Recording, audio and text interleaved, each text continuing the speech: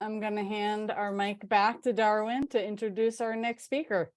Sounds good. I want to introduce Dr. Martin Picard, who's an associate professor of behavioral medicine in psychiatry and neurology at Columbia University. Dr. Picard received his a BS in neuroimmunology and PhD in mitochondrial biology at McGill University. He did a postdoc at the University of Pennsylvania in the Center for Mitochondrial and Epigenomic Medicine with Doug Wallace and along with Bruce McEwen at the Rockefeller University. And Dr. Picard's mitochondrial psychobiology lab investigates mechanisms of brain and body communication with a focus on the mitochondria, as you might have guessed. Dr. Picard's translational research program combines clinical, cellular, computational approaches to examine how psychosocial exposures impact mitochondrial structure and functions and influence key brain and body processes involved in cognition, stress resilience, and aging. Dr. Picard has developed a mitochondrial health index, or the MHI, to study the mind and mitochondria connection. They've identified novel membrane structures for mitochondrial communication in humans. They've showed that cell-free mitochondrial DNA is a psychological stress inducible molecule. And they've developed a cellular lifespan model that recapitulates molecular longitudinal trajectories of human aging in vitro. And without further ado, I'm going to give it to Martin Picard. Thank you, Darwin. Thanks, everyone, for having me. This is really an honor and a pleasure. We don't hear you. Oh.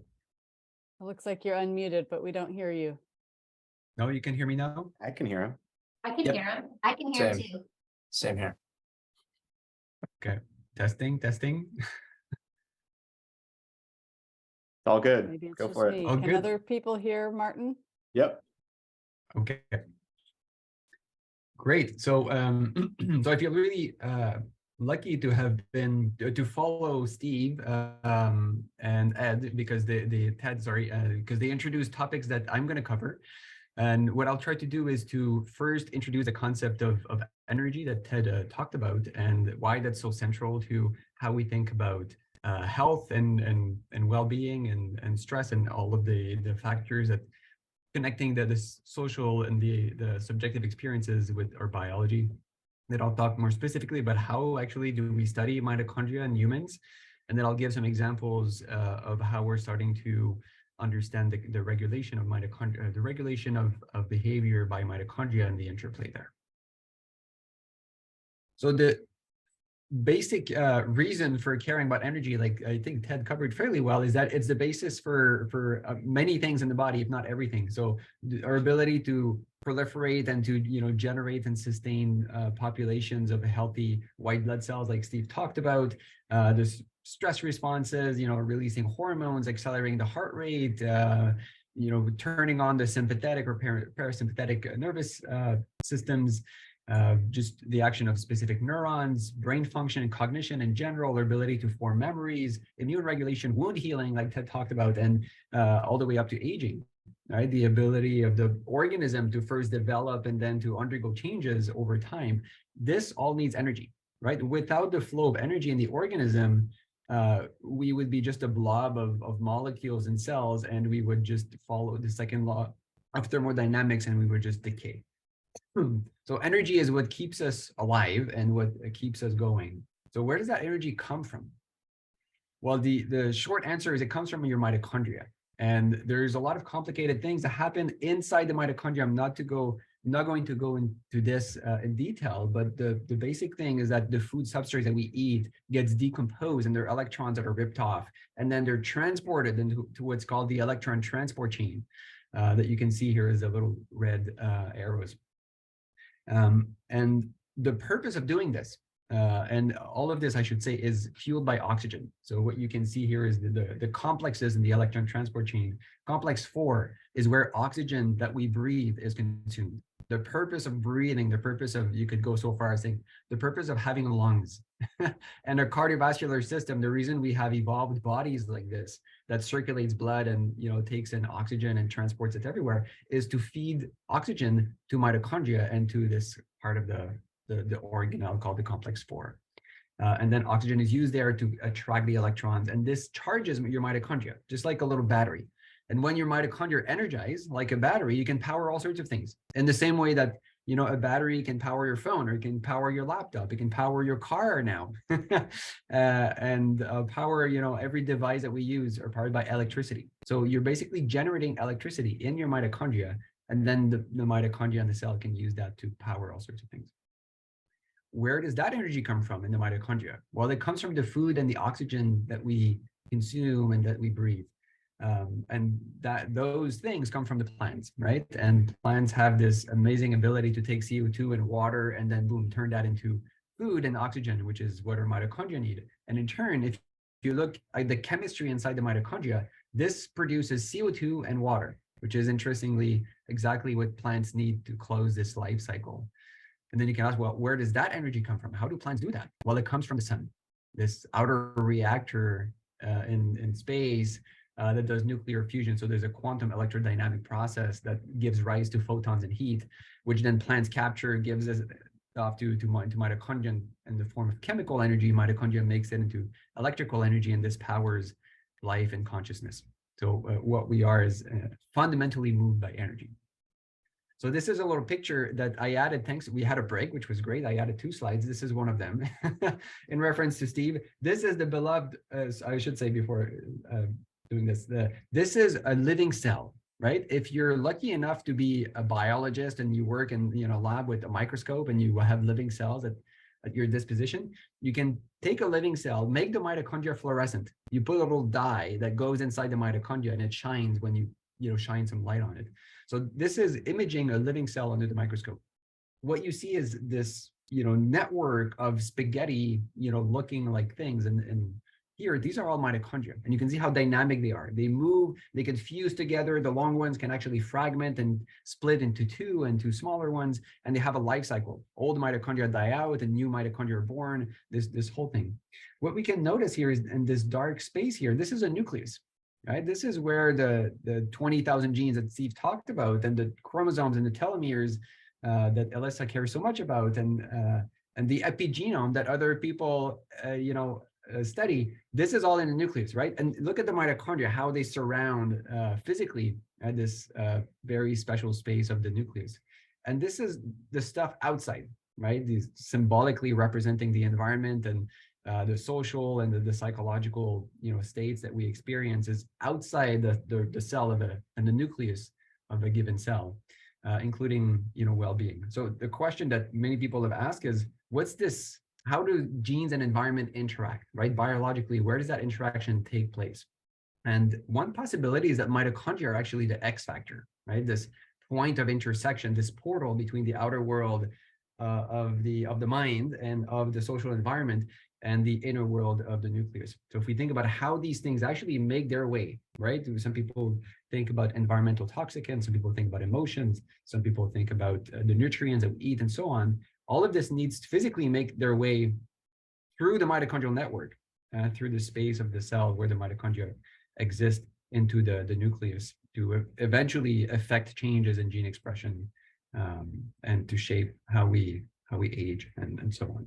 And presumably this leads to health. There's somewhat of an emergent process there where you have a number of these mitochondria inside of cells, a number of cells together in organs, and then this leads to the expression and unique expressions of health.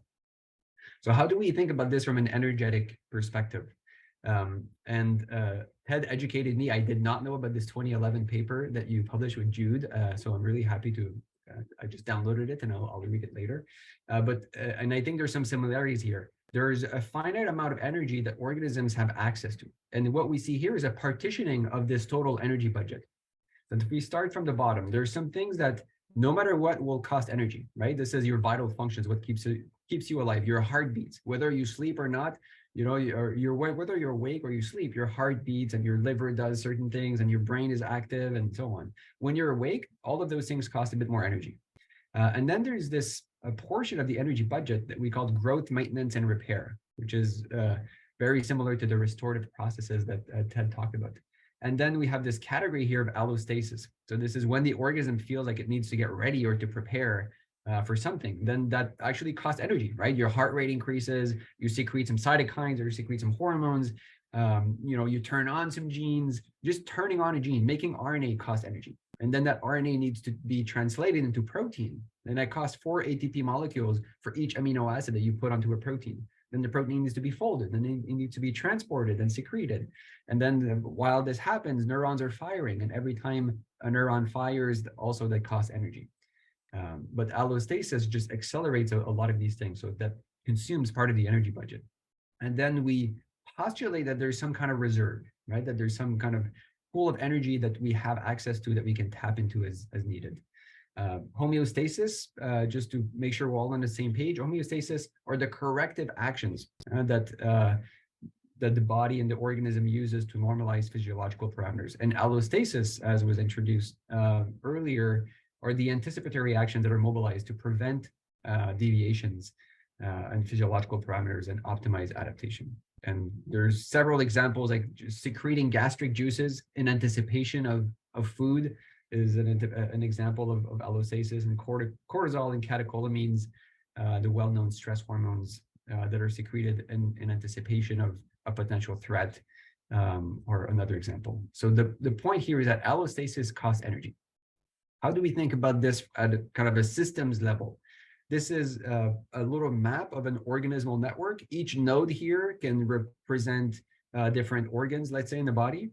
And then at the bottom, we have how much energy is the organ system, the organism, consuming. And then in an ideal state, the organism consumes, and we have evolved to consume as little energy as possible. And that there are many evolutionary reasons why that is. So these systems then can start to consume more energy when they're challenged or when they're activated during allostasis. And there's these acute response patterns and predictive recalibrations that then drive energy consumption up. What happens then if those stressors become chronic or become more severe is that certain organ systems or certain nodes in the network here actually become hyperactivated and become stuck or dysregulated. And then that ends up costing even more energy. And when that persists, then we can have the breakdown of certain organ systems, right? Like heart failure would be an example of one of the node here cracking, and then that applies additional pressure, on other nodes. There are some systems can become hyperactive, like a hyper secretion of pro-inflammatory cytokines, for example. The immune system, like Ted mentioned, can be a significant consumer of energy. And then some systems can become hypoactive. And then the communication between those systems can also start to falter. And all of this ends up accumulating an additional energy cost. So if we go back to this little model, what happens if we add stress onto this model here? So what happens is this allostasis and stress-induced energy expenditure, or ASEE here, just increases and consumes a reserve, right? But when you run out of reserve and you need more energy to kind of fuel all of these allostatic processes, then you start to consume and eat into growth, maintenance, and repair. And in the same way that Ted's model, posits, is that there's stem cell maintenance and the function and efficiency of different systems just are turned down. And then if you're not maintaining your telomeres, you're not maintaining your genome integrity, and you're not maintaining the integrity of different cells, then there's an accumulation of damage. And this could be the basis, right? This kind of threshold effect. And if you consume more energy and you eat into the growth, maintenance, and repair, this could explain why chronic stress is bad for you. This happens at multiple levels. Everything we've talked about so far is like at the level of the whole person, right? But if we look, at the cellular level, there's something similar as to allostatic load at the whole body level, cellular allostatic load. And there's also mitochondrial allostatic load if we look inside the cell. And mitochondria, as I said earlier, is kind of this portal and this very special part of the cell where energy flows. And defects also at the lower levels can trickle up and cause dysregulation and increase energy expenditure at the whole body level. So one way to think about this is from inspiration from Maslow's hierarchy of human needs. This is a hierarchy of biological needs. And this is from a paper in collaboration with Alexander Cresswell and Alessa's group. So at the bottom here, we have the biological processes that are necessary for survival, right? Repair, maintaining physical integrity, responding to acute stress, and this consumes a fair bit of energy. Then the organism, once those needs are met, you can invest energy into preparing for future things. That's, allostasis. And then once that's done, or if you minimize this middle part, now there can be energy devoted to cellular restoration and this concept of deep rest that their group has been developing. So mitochondria fuel the energy, provide the energy for all of these levels of biological organization. So we think about mitochondria in this way, right? And there are psychosocial factors and the environments that we live in that somehow end up influencing well-being, aging, and biological processes that contribute to health.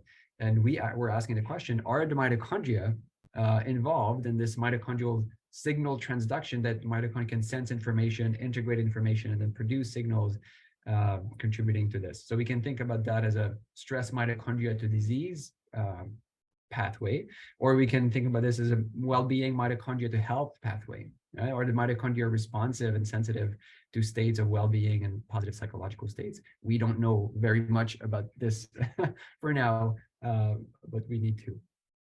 So how do we study mitochondria in humans?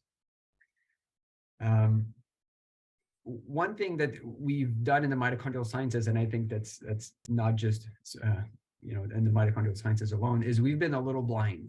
And I think most people probably have seen a version of this before, the blind scientist and the elephant, right? You see here a bunch of little scientists, they're blindfolded, so they can't see the big picture, but they're making an observation, valid observations about specific parts of the creature. So you have the one here who's touching I only have the French word in mind, said it's a spear. And then this one says, oh, it's a snake. And then this one says, oh, it's like a wall and it's a rope. So every scientist here is making a valid observation about a part of the whole, right? Which is beautifully illustrative of reductionism, but they're actually missing the big picture. And we've been doing the same thing in the mitochondrial sciences, where we've used biochemistry in the 1950s, and then people decided that mitochondria were a powerhouse because it produces ATP. And then microscopy came around and said, oh, it's actually a little bead-shaped organelle and it looks like bacteria. And then we were able to do live cell imaging, like the mitochondria that are moving. And then people realized, oh, it's actually a dynamic network and they have a life cycle. And then metabolomics came around where we can measure all sorts of metabolites. And then people said, oh, it's a signaling organelle. And so we keep going. The point is, it's all of this, right? And we're touching little parts of the whole. And the integrated perspective, I think that's more accurate, is something like this, that mitochondria are a family of organelles, that exist as distinct mitochondrial phenotypes, almost like there are different cell types in your body. Well, there are different mitochondria types in the body as well. And they're defined by their molecular, morphological features, activities, functions, and behavior. So there are many different levels to mitochondrial biology. So I'll use an analogy to illustrate this just a little more. It makes no sense for your doctor, for example, to say, that they will look at your function, right? You go for your physical and say, oh yeah, I will assess your function. There are different kinds or different domains of human health or human function. You can think about development and growth, physical activity, wound healing, immunity, and so on. In the same way, in cell biology, no self-respecting cell biologist says that they study cellular function, because we know so much now about cells and about the different functions that they serve and the different cell types and the beautiful complexity there. So you end up with biologists who study specifically cell contraction or cell migration or different parts of this. And the same thing is true for mitochondria. We're discovering, I think in the last 10 years especially, we're realizing mitochondria play all of these roles, and there's no one mitochondrial function, and there's no one mitochondrial dysfunction. So the term mitochondrial function, mitochondrial dysfunction should probably be banned from our verbiage to the profit of more specific language, in the same way that medicine and cell biology have adopted. So again, inspired by Maslow, this is the hierarchy of mitochondrial needs. And at the bottom here, we have molecules, and we can measure these kind of things, amino acids, ions, and molecular marks and damage. Then there are features, which are proteins that you can quantify by Western blot or proteomics, lipids, molecular modifications, mitochondrial DNA, copy number, and these kind of things. Then these features actually assemble together to produce meaningful activities. And then activities are, enzymes that we can measure, also transport, protein complexes, super complexes. And then these activities, importantly, combine together into functions that are meaningful for the mitochondria, that are meaningful for the cell and for the organism.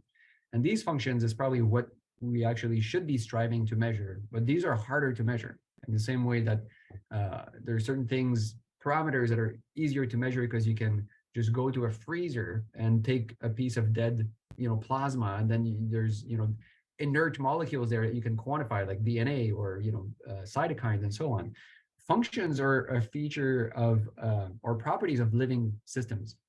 So you need to catch the mitochondria in a living state, from white blood cells, for example, in order to assess functions well. And then there are behaviors, which is like the way mitochondria move around and their interactions with each other and their signaling behaviors, which are, again, more challenging to capture. And arguably, we can't capture these yet in vivo in humans.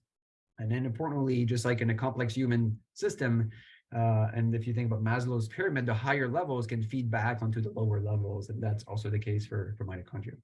What you see on the left here is the proximity of the different measures that we have available in the mitochondrial toolkit to cellular and organismal health, right? And the lower down we are in this pyramid, the less relevant the measures are to the actual thing that we care about, which is the human and its health.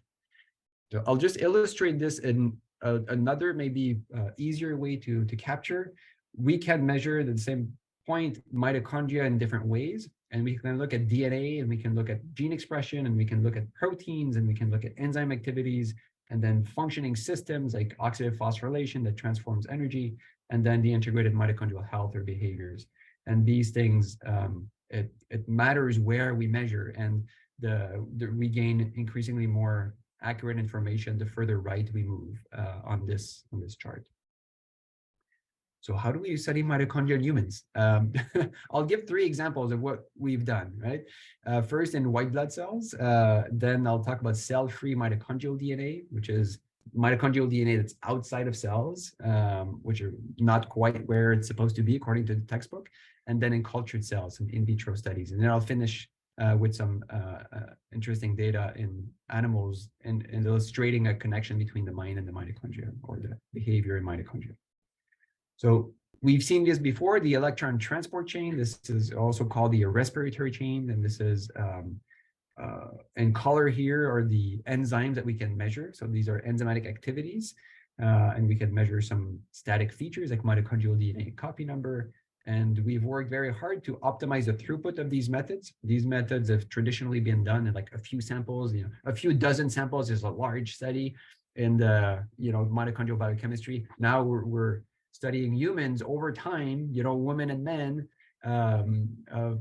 complex or, large scale studies. So we need to scale those methods. And then we integrated some of those measures in a very simple mathematical way to derive some form of mitochondrial quality or mitochondrial energy production capacity, which we call the mitochondrial health index, or the MHI. So what can we do with this? Well, we can ask questions like this, right? We can measure mood or positive psychological state, or hedonic or eudaimonic well-being, which we should do. Steve, we should talk. And then on the y-axis, you can have MHI, and you ask, are these correlated, right, cross-sectionally? And an even better way to ask this question would be to collect mood at multiple time points, and let's say every day of a week. And then in the middle of the week, you sample and you collect mitochondria. And then you can ask, well, is the mood the days before predicting mitochondrial function, later, or is it the mitochondrial energy production capacity that's predicting how people feel afterwards, right? Or cross-sectionally, is there a correlation?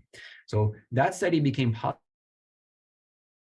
using the SAGE study that Alyssa led in her group. Eli Potvin and Eric Prather were very much involved with this, and this led to this paper here, where it was the first time we deployed this mitochondrial health index in humans.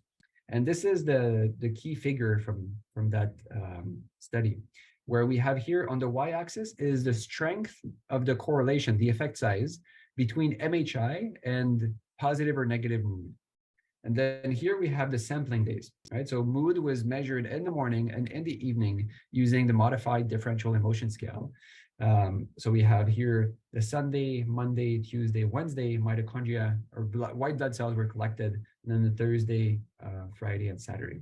So then we can ask, how strong is the correlation between positive mood and yellow, morning and nightly positive, and then negative mood and grayer and black with the mitochondria? So you can see the closer you move the mood assessment to the Wednesday, right, the stronger the effect size.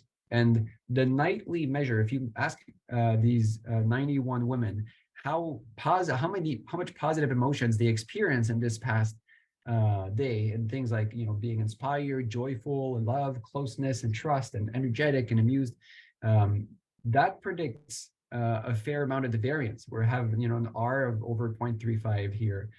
But if you measure the mood in the morning of the blood draw, there's actually no correlation. And the mitochondrial MHI didn't predict mood significantly on the days after.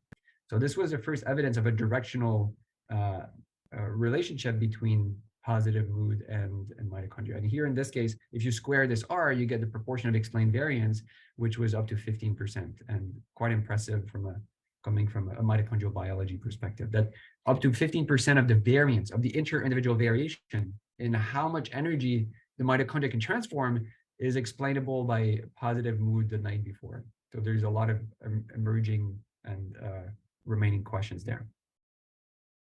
So the second tool that I'll mention is cell-free mitochondrial DNA. And what we're talking about here is stuff that is in the blood. So here we're zoomed in into a blood vessel. And what we see here are the endothelial cells, and we have the white blood cells that Steve talked about earlier, these red blood cells, platelets. And then there can be cell-free mitochondrial DNA. So that's piece of mitochondrial DNA outside the cell. There are also mitochondria in the white blood cells. And there can be mitochondria, whole mitochondria circulating. There can be mitochondria inside small vesicles, and into, you know, even smaller vesicles, and so on. And what we know about cell-free mitochondrial DNA is that it might be elevated the older people get. There's one study suggesting correlation with aging. It's predictive of ICU mortality, intensive care unit. You can actually predict fairly well who's going to die, who won't, in the ICU, and people with sepsis based on the cell-free mitochondrial DNA levels in the blood. It's elevated mitochondrial disease, people that have genetic defects in their mitochondria, that tend to elevate cell-free mitochondrial DNA. In other studies like Parkinson's, and there's evidence also it's elevated after suicide attempts and in major depressive disorder. So it does something in the body. It means something. So this is very early in the field, but I'll just show a few bits of interesting results that connect cell-free mitochondrial DNA with psychological states. Then postdoc and now assistant professor in her group, Caroline Trump, found a few years ago, in collaboration with Anna Marsland, Jude Carroll, and others, was that acute psychosocial stress actually leads to the release of cell-free mitochondrial DNA in the blood.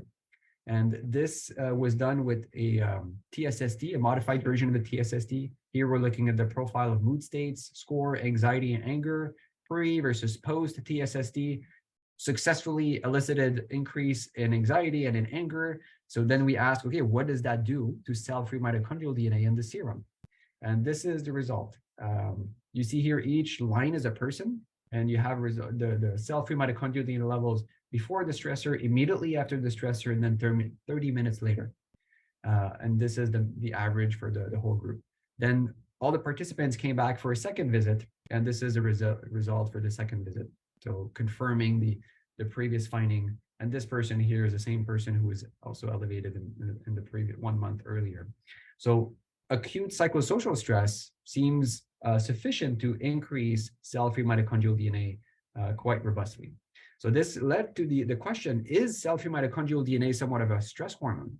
And if we think about the kind of things that change in response to psychological stress and psychological states, we have things that change within seconds, within minutes, hours, and things that don't change very much, or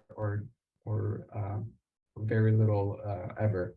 So we think at this point that cell-free mitochondrial DNA is probably in this range, that it changes fairly quickly, and it's more of a state marker than a trait marker, although there might be some trait properties to that. So we don't know quite yet how dynamic this is, but we're doing a lot of work to look at this. And one of those, one of the work that we've done was coming from the assumption or the knowledge that stress hormones and metabolites are detectable in saliva. So we asked, could it be, Shannon and Caroline asked, could it be that cell-free mitochondrial DNA is detectable in saliva? Can we quantify CFMT DNA as some kind of a mitokine in human saliva? And if so, this would make a lot of things possible, because there's a lot of studies with stored saliva where cell-free mitochondrial DNA could be assessed. So we did a little pilot study to look at salivary cell-free mitochondrial DNA changes within and between days. And this is a highly compliant participant who collected saliva for 53 days, 4 times a day, awakening 0, 30, 45 minutes. And then each peak here that you see is a different day. But you see that some days there's a very large peak, and some days there's not much of a peak. And in parallel, we assayed by mass spec different steroid hormones and interleukin-6. And you have noticed already, there was this period where there's almost no cell-free mitochondrial DNA elevation. And it turns out that in this period that the participant had someone in their surrounding who actually lost their father. And there was a grief, emotion in that period that coincided with the absence of cell-free mitochondrial DNA dynamics. So this is opening questions. And again, we don't have all of the answers there. So the last piece I'll mention is that there's some studies and there's some possibilities to look at how mitochondria respond to some stress mediators in cultured cells. And we developed a cellular lifespan system. So we thought, let's take cells from different people, women and men, put them in a dish, and then we can actually look at them longitudinally. And what we found in doing this is that when you take cells outside the body, somehow the time perception for these cells changes completely. And 1 year pretty much now becomes just a few weeks. So the time accelerates about a factor of 100. And so the same aging markers that are used in human studies actually now start to tick a lot faster, including the epigenetic clocks and so on. So what we can do is look at how cells change over time in terms of the size of the cells and how many cells there are. We can look at their bioenergetic properties, how much energy they consume. We can collect DNA repeatedly, again, on the same cells from the same person, look at the metallome, telomere length, mitochondrial DNA copy number. We can look at gene expression, and we can look at secreted factors, just like you would in humans by doing a blood draw. And what we found there is that cells under stress consume a lot more energy, kind of validating the model that Ted mentioned and that I presented earlier. This is here, we're looking at over time. This is days in the dish. So this is a longitudinal study. Each line here is a donor, a different person. There are 1 female and 2 males here. And then 100% is the same amount of energy that the cell consumes in the non-stress state. And then in the presence of stress, we're looking at how much does this change energy expenditure. And you can notice that the majority of the change is above the 100%. And on average, chronic glucocorticoid stimulation, we found increased energy expenditure by about 60%. And this is a summary of those studies here. If you expose cells to stress hormones, what this seems to do is to trigger the equivalent of anticipatory responses at the cellular level, where you increase or decrease cell volume and the cells slow down their growth, potentially to conserve energy. But that increases mitochondrial DNA maintenance, mitochondrial DNA replication, and the cells start to make more mitochondria, potentially because they're in need of more energy. There's a change of bioenergetic change, and there's an increase in mitochondrial DNA copy number, which is a marker of kind of indirect marker of mitochondrial abundance. And then there's the release of cytokines. And if you prolong that stressor over long periods of time, that accelerates the rate of telomere shortening and DNA methylation aging. Cells start to accumulate mitochondrial DNA damage, deletions, and mutations. You decrease the Hayflick limit, and you increase senescence markers and increase cell death. So in the last bit, I wanted to ask how much of the inter-individual variation, differences in psychological states and behaviors are driven by mitochondria. And just based on Ted's presentation earlier, I thought it reminded me of this paper here where we could ask how much of interindividual differences in wound healing is driven by mitochondria. Some people heal faster, some people heal less quickly. We know this is influenced by stress. And there's this recent paper showing that platelets actually donate mitochondria to stem cells in the skin, and this accelerates wound healing. And that's one of a few different lines of evidence showing that mitochondria can actually contribute to wound healing, and maybe supports this model where mitochondria sit at the interface of the stress and the end phenotype. So we're doing a study now to look at this, where we bring in people into the clinic. We're going to have a total of 160 people. We profile their mitochondria as much as we can, and then we measure allostatic loads, stress reactivity, and multi-system responses. We have a number of questionnaires also to look at mitochondria and other psychosocial measures cross-sectionally, and then we look at how the brain mediates this. So in summary, this is my last slide. This is how we think about the world. This is a little mitocentric, admittedly. You have mitochondria here that produce energy that energizes life and consciousness. The energy from mitochondria and the communication allows cells to talk to each other and to function coherently. Here you have organs that also, the way cells function influence how organs function. And then when you have well-functioning communicating organs, that allows well-functioning people who can then communicate with each other and form communities of well-behaving and individuals. And the important piece here is that there's also a flow of information the other way around, right? And I think that's what we're after as a community, trying to understand how well-being can actually get under the skin, all the way inside the nucleus and inside our mitochondria. So I'll just say thank you to people in the group who've done this work. I won't go through everyone, but Natalia did the cellular studies. Anna and Shannon have done some of the selfie mitochondrial DNA. Caroline is leading a great program bringing mitochondrial psychobiology into the world of epidemiology in our group. Jeremy is doing selfie mitochondrial DNA work for his thesis, and Ayelet did some work in animals that I'd be happy to talk about, linking behavior and mitochondria. And these are amazing collaborators that made this work possible. And the funders that have supported these studies. Thank you very much. Thank you, Martin. Always such a great talk and informative. It's my pleasure, Eric Prather, to kind of moderate this. And so please put your questions in the chat. I know that it's unlikely that many on this Zoom are mitochondrial experts, so I presume that there are many questions.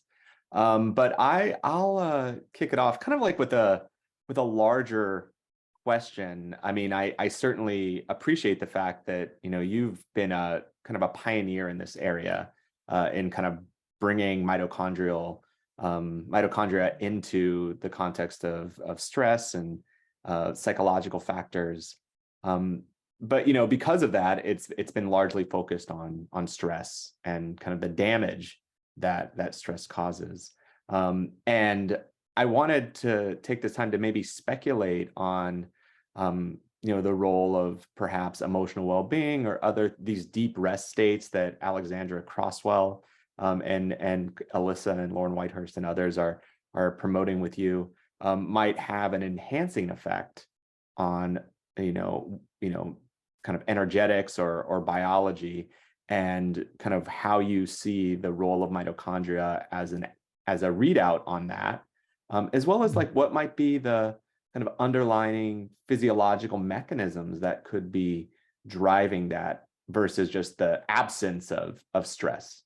You could just talk. Yes, such a good question, Eric. Thank you. And we have a fair, understanding of what's a signature of stress and adversity and at different levels of biological complexity. We have almost zero understanding of what's a metabolic signature of well-being, right? And Steve has done some work on mapping the transcriptional, signature of well-being. And so this is a big gap in knowledge. And yes, we've been intentionally shifting the focus of our studies towards health and understanding the basis of health. Well-being is a big piece of this, and we need to do more work. Can mitochondria be a readout for the biological, physiological state of well-being? I hope so. I don't know. I think it's a really it's going to be a fruitful hypothesis to pursue. No matter if it ends up working out or not, I think we'll learn something in exploring that hypothesis. So that's something we're starting to do now, and there are many ways to look at this using some of the tools I mentioned, and some other ones. But we need to shift our focus, and it just compels me, I think, whenever you think about what gives us energy, and the times in life when we feel most energetic and inspired, and we forget that we're tired, and it's all of the subjective experiences that can really mobilize or biology, and athletes and performance coaches know this very well. If you can tweak someone's energy levels by tweaking the mind. So there's something there that remains to be uncovered. Got it. Well, and so, I mean, just related, just kind of tying some of the talks together, and particularly Steve's, is there a relationship between, say, heart rate variability and mitochondrial function, or kind of acetylcholine and mitochondrial function, that you could imagine that there may be kind of a connection there in what we've already heard about? Yes. So I would ask which mitochondrial function, and just mitochondrial function, man. That's all. Just like cellular function. Yes. I don't know. That hasn't been looked at, and the MISB study that I mentioned briefly is, part of the goal of MISB is to answer some of these fundamental questions. But I don't know that there has been, a good data set so far where we can look at those kind of questions. So hopefully we know soon. Okay, great. Thank you. Okay, so I want to get to the questions that are in the chat. And so kind of one specific question was about the kind of salivary measurement that you did, and kind of the kind of how you did that over the time. And so a question from was with the fact that you saw this difference under this kind of grief condition, right? Kind of happens in the world to this individual. Were there any other biomarkers that you measured that showed a similar readout as you saw with the mitochondrial outcome? Yeah, great question. This was exploratory. So we did this in 2 highly compliant participants who sampled 4 days a week for up to 2 months. And we measured interleukin-6 and 7 different steroid hormones. And we did see some patterns of, higher level of IL-6, for example, during this period when the cell-free mitochondrial DNA was completely flat. And if we look at the awakening response, I mentioned those peaks. There is, in the majority of people, not in everyone that we've measured so far, a very robust cell-free mitochondrial DNA awakening response, similar as a cortisol awakening response. And that matches with the cell-free mitochondrial DNA awakening response. They don't seem to be causally related as far as we can tell, but that's negatively correlated with IL-6, because when people wake up, there's a big drop in IL-6. So we've looked at that, and GDF-15, some people may know as a kind of aging marker, but not beyond that. And then we have a question, behavior of mitochondria under stressful conditions, such as the increase in number of, say, cell-free mitochondria, is its inherent property, or is that an inherent property, or is this an increase in energy level behavior that's controlled by some other genes? Yes. So the cell-free mitochondrial DNA is very poorly understood, and this literature on cell-free DNA came initially from the cancer literature, where they realized that cancer tumors were, releasing cell-free nuclear DNA, and then there was some cell-free mitochondrial DNA, and then people started to tie this to inflammation. There's a lot of cell-free mitochondrial DNA, and a couple of papers recently showing that the cell-free mitochondrial DNA that we detect in blood is actually cell-free mitochondria. So whole organelles, the whole thing with the membrane, the energy transformation capacity, the whole thing is inside the blood and traveling. And our best guess at this point is that this is an exchange system right, that exist to bind every cell, every organ in the body. And this is, speculative, but based on, I think if you converge 3 different literatures, we know that cells can release mitochondria. We know that cells can take up mitochondria when they need them. And we know that there's information exchange between tissues. It's possible that cell-free mitochondria and cell-free mitochondrial DNA, and the reason it's induced with acute psychosocial stress is as a way of sharing the load and maybe making mitochondria available to the parts of the body that need them. So this is pure hypothesis at this point, but I think it makes sense as a resilience mechanism, and also ties in with the platelet study that I mentioned, where platelets, which we have billions of, every ml of blood, are actually, mitochondrial reservoirs. So that's a good question. That, yeah, it's a stimulating thing to think about, but we don't have a good answer now. And then we have another question in the Q&A, and then Emiliana had a question. I actually think they kind of go well together because it's about MSB, right? Which, you touched on, which is, really kind of an amazing study that you guys are doing. And so one question is, can you shed light on research pertaining to fatigue? And that's very relevant to kind of the population that you're studying in MSB. And, what are the psychological components and the biological components that might be contributing to the experience of fatigue? And then in talking about that, Emiliana was interested in the brain measures that you're capturing as well, and how that all fits into this. Yes, great question. I think Sarah might have something to say about fatigue, and yes, she's nodding. We work with patients. We're very lucky to work with patients who have very rare genetic defects in their mitochondria. And we've done studies before in cells and in mice where you can manipulate the mitochondria, and then you can show that it changes stress responses, it changes behavior, social behavior. So that's very compelling. But then does this work in humans? So the MSB study is really attempting to get at this with as much genetic specificity or as much control as possible with these rare patients with mitochondrial defects. And the number one complaint and symptom in these patients is fatigue. So there's something wrong with the mitochondria, and somehow we experience this as fatigue. And so there's a clear connection there, and maybe that says something about whether we have the ability to sense, right, and almost in a interoceptive way. We have interoception of all sorts of internal information, so we might be able also to sense the state of our mitochondria and the energetic state of our cells. So we're definitely looking at this in the MSB study, and also in response to acute psychosocial stress. And in the brain, what we're doing is we're putting these individuals who we try to understand as much as holistically as possible. They answer a very extensive battery of questionnaires over a 3-day period. They take some home, they take Salavets home, and they do a neuropsych assessment and a stress battery and a medical assessment. And so it's a multi-day visit that they come here for. And so we collect a lot of information. And the neuroimaging scan is one way where we look at how the brains are wired, and how the brain respond to challenges, and how it processes information. So I'm confident we might, find something meaningful there as a connection, because we know the brain is relevant for how we feel and how we experience the world, and the kind of the transduction of outside stuff, in words.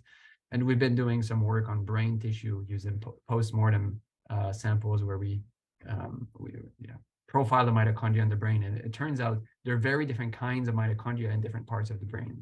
So there's a whole mystery there. Amazing work. Thank you so much, Martin.